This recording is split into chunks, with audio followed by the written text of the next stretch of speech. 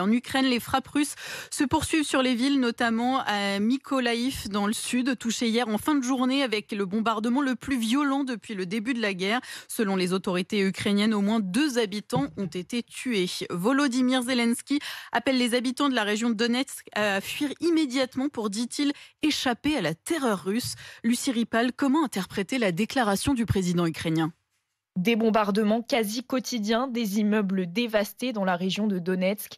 Pour le colonel Pierre de Yon, un territoire déjà perdu par les Ukrainiens. Les Russes ont déjà récupéré quasiment la totalité du Donbass. On peut s'attendre à une annonce, je dirais, dans les semaines qui viennent, sur la conquête définitive du Donbass. Ce week-end encore, l'artillerie russe a visé Bakhmout et Kramatorsk, l'une des grandes villes encore sous le contrôle de l'Ukraine.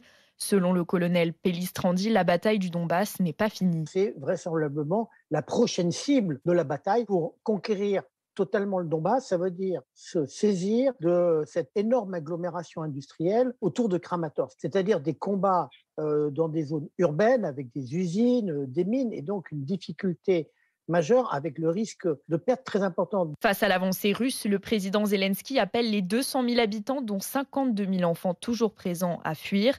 Pour Patrick Martin-Genier, enseignant à Sciences Po, une opération délicate. Beaucoup d'Ukrainiens de cette région, du Donetsk notamment, vont refuser d'évacuer. Les Ukrainiens qui restent sont souvent trop vieux ou trop malades pour recommencer une nouvelle vie.